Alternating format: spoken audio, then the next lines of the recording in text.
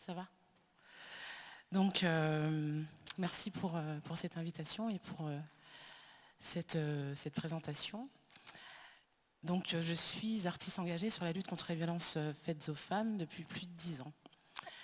Et ma spécialité, c'est d'avoir créé un spectacle de slam que j'ai décidé d'aller jouer dans les établissements scolaires.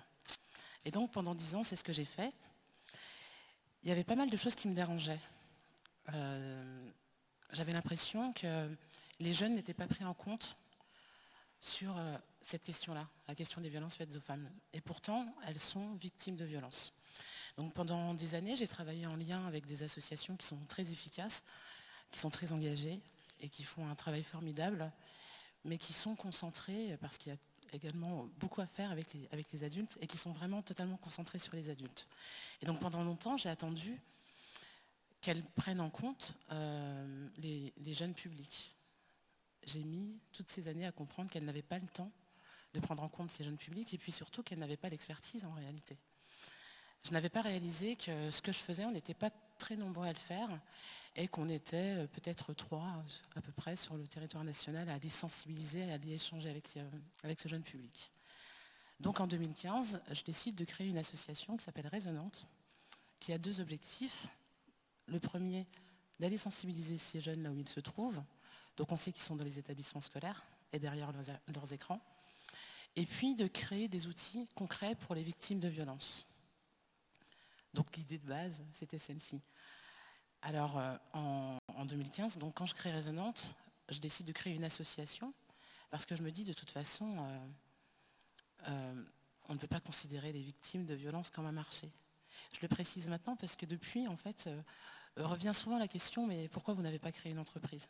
Je le dis maintenant pour y répondre après, tout à l'heure. Donc je décide de créer une association en me disant, bon, je vais faire une association, mais je sais que c'est un peu compliqué pour les assos, pour les financements, tout ça, je ne vais pas en avoir. Et il ne faut pas que ça m'empêche de travailler. Donc, je décide de financer le premier outil de cet asso. Donc, je décide de lancer une application mobile. Alors, je pense à l'application mobile tout simplement parce que j'ai un public jeune et je me dis, bon, ça fait des années qu'on essaye de leur mettre des choses dans la tête, mais ça ne rentre pas. Donc, autant rentrer directement dans leur téléphone. Donc, je décide de financer une première application mobile. Alors, je le fais vraiment en me disant, mais bon, comment on fait? Parce que c'est quand même pas mon job. Je sais écrire des chansons, mais faire une application en dehors d'avoir une idée très précise de ce qu'il fallait, je ne savais pas du tout comment ça allait fonctionner. Donc je prends contact avec un chef de projet digital, on fait un cahier des charges et on rencontre une première structure et je finance cette première version.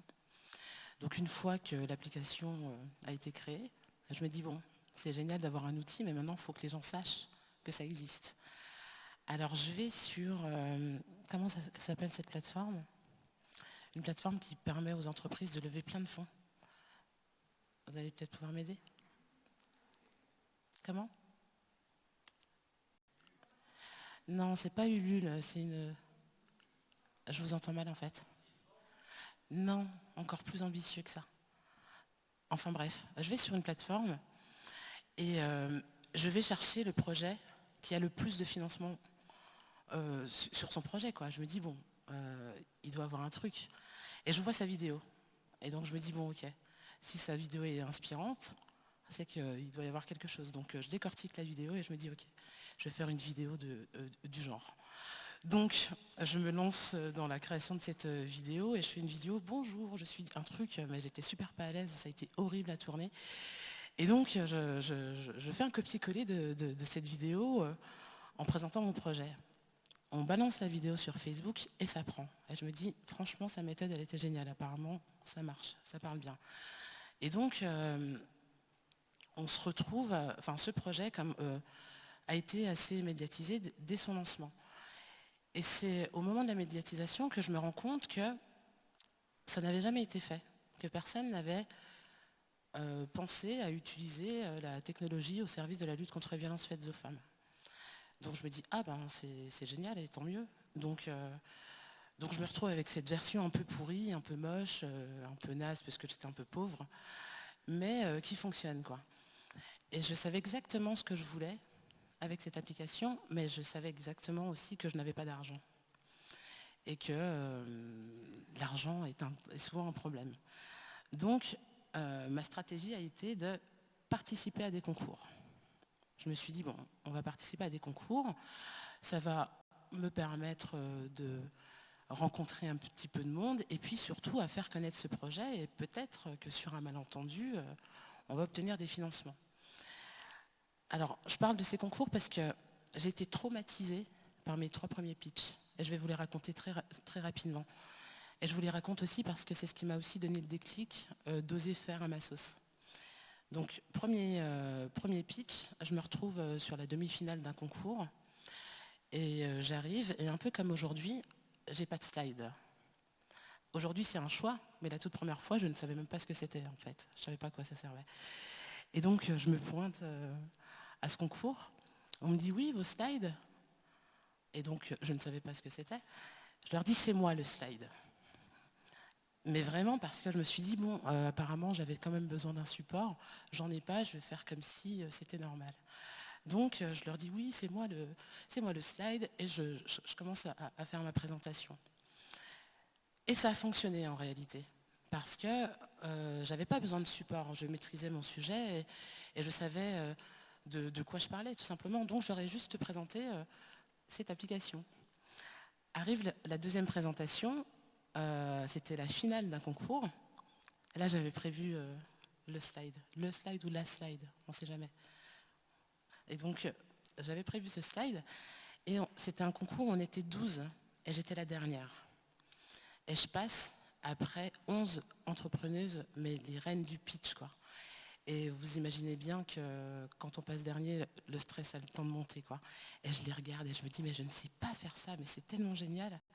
Oh là là, c'est trop bien, elles présentent vachement bien leur truc, et elles maîtrisent la zapette, c'est trop cool. Et je me dis, mais déjà, j'avais pas besoin de zapette parce que j'avais prévu qu'un slide. Donc je me suis dit, bon, ça sera réglé. Mais par contre, je vais essayer de faire comme elles. Et donc je monte sur scène, j'avais 3 minutes je crois, et je les imite. Et je fais de la scène quand même. Donc on sent quand le public est avec nous ou pas. Et là, je ne sens pas du tout le public. Et je me sens très, très, très mal à l'aise. Et à un moment donné, je me dis, allez, je laisse tomber, je vais y aller à ma sauce. Et je décide de parler au public, un peu comme ce que je fais là. Et je me sens mieux et ça passe. Bon, j'ai perdu le concours, hein, mais c'était quand même cool comme expérience. Et arrive mon 3e pitch, ça s'est passé au Mashup de Nantes. Et ce concours se passe devant des étudiants en école de commerce. Et donc j'arrive dans un milieu quand même, et face à des gens qui ne me ressemblent pas.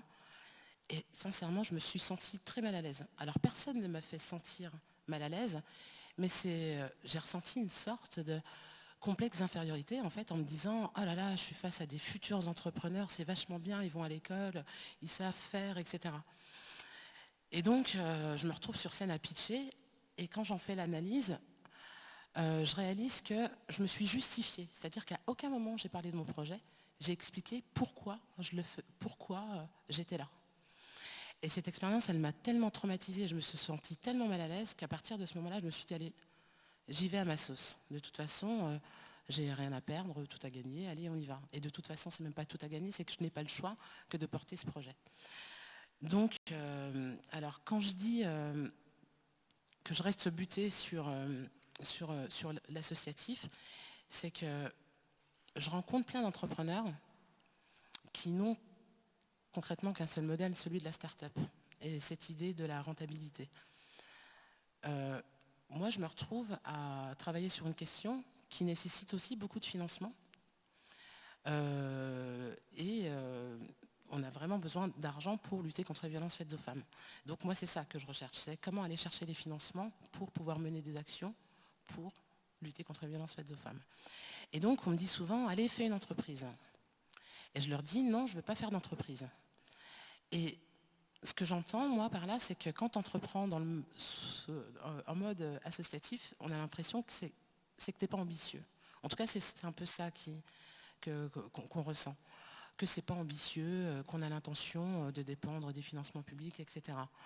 Donc, avec Appel, on décide de penser comme une entreprise, tout en gardant un modèle associatif. Alors, comment on a travaillé? On a travaillé avec des partenariats et du mécénat de compétences. On est allé chercher de grandes entreprises, des partenaires. Quand on n'a pas d'argent, en fait, on essaie d'avoir des choses gratuitement.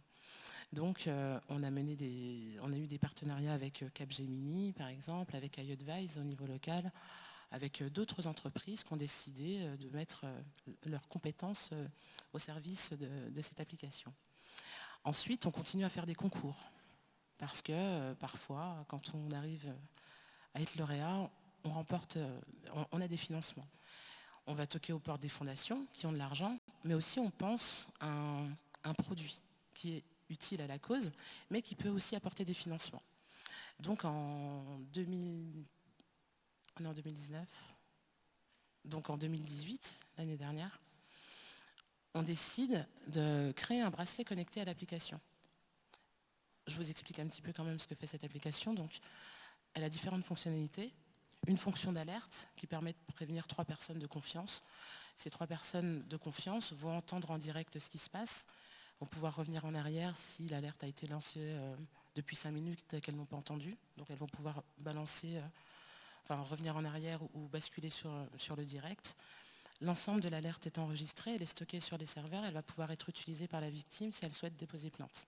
Et puis on a d'autres fonctionnalités qui permettent d'entrer en contact avec des associations qui font de l'hébergement d'urgence, de l'accompagnement juridique, etc. Et une plateforme qui permet de chatter 24 heures sur 24, 7 jours sur 7, avec des policiers et des gendarmes formés. Et donc je reviens sur cette alerte. On avait quand même une problématique, c'est que pour enclencher cette alerte, il fallait sortir son téléphone. Et il y a toutes les situations dans lesquelles on n'a pas le temps. Donc on décide de créer un bracelet connecté à l'application.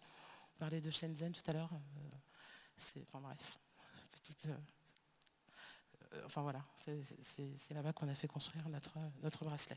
Donc on décide de faire ce bracelet et on décide donc de faire une levée de fonds, un financement participatif. Alors on a beaucoup ramé, mais on a réussi. Et on lance ces bracelets en 2018 et on se retrouve donc avec un produit. On a un bracelet, on a une application qui est gratuite pour le public et on a un bracelet qui peut être acheté par les institutions, par les gouvernements et par les associations qui accompagnent les victimes pour que les victimes, celles qui en ont réellement besoin, puissent l'avoir gratuitement. Mais on a également beaucoup de joggeuses et de personnes qui se sentent en insécurité dans l'espace public, qui ont l'habitude de s'acheter des objets connectés et qui peuvent, en achetant ce bracelet, financer la structure. Donc on se retrouve avec une application qui intéresse aussi bien les gouvernements en France qu'en Europe et à l'étranger. Et on se retrouve avec un produit qui a un potentiel aussi bien auprès des institutions qu'auprès du grand public. Et donc c'est comme ça qu'on a pensé l'autofinancement de notre structure. On a d'autres dispositifs qui permettent aussi de financer la structure, mais c'est la principale source de financement. Mais pour mettre en place notre plan, on avait quand même besoin, comme les entreprises, d'une grosse levée de fonds. Sauf que normalement, en association, on ne fait pas de levée de fonds. Et donc, on a décidé de tricher un petit peu. C'est-à-dire que pour mettre en place notre plan, on avait besoin d'un peu plus d'1 million d'euros. Et pourtant, on s'est fait draguer par les investisseurs, parce qu'on s'est quand même retrouvé avec la médiatisation et, entre autres, on a remporté un prix au CES de Las Vegas. Ça te fait rencontrer quand même pas mal d'investisseurs. Et donc, il a fallu résister aussi à toute cette tentation, parce que pour tout vous dire, fin 2018, début 2019, on n'avait aucune visibilité sur comment on allait pouvoir mettre en place notre plan sur 3 ans. Et donc, on s'est dit, et ça c'est sur un conseil de Julien Hervouet d'ailleurs, qu'on allait aller chercher ce 1 million d'euros par tous les moyens. Donc, on décide de participer au concours Facebook, on l'obtient, on arrive premier, on remporte 200 000 euros, et en fait, ça a été le début. On s'est dit, ok, c'est possible. C'est-à-dire que, allez, on a 200 000, il n'y a plus que 800 000 à aller chercher. Donc, on se dit, ok, on retourne voir le gouvernement nous suit, on se dit, ok, cool. Et puis, on va voir la fondation La France s'engage et on est lauréat. Et donc, on se retrouve en 6 mois à avoir la moitié de notre financement. C'est-à-dire qu'on se retrouve avec plus de 500 000 euros pour mettre en plan notre... excusez-moi, c'est le beeper qui me dit que ça fait 15 minutes. Et donc, on se retrouve à avoir plus de la moitié de ce qu'on recherchait. Et en réalité, quand on a des grandes entreprises qui nous soutiennent et qui sont partenaires, et qu'en plus, après, on a des grands groupes comme Facebook ou l'État ou La France s'engage qui nous soutient, c'est des arguments assez forts pour aller chercher le reste des financements, et on est dessus. Donc tout ça pour vous dire que faut être un peu têtu. Parce que si j'avais écouté toutes les personnes que j'ai rencontrées quand je leur expliquais mon plan, je ne pense pas qu'on aurait réussi à faire tout ce qu'on a réussi à faire. Et puis, entreprendre en mode associatif, c'est pas manquer d'ambition. Et je dirais même, parce que c'est un peu la thématique de mon intervention, je pense même que c'est un peu ça le futur. C'est d'être sur un modèle hybride, un petit peu comme celui-ci. C'est d'avoir des produits qui permettent de s'autofinancer ou d'autofinancer une action et pas forcément avoir comme objectif l'enrichissement personnel. Merci.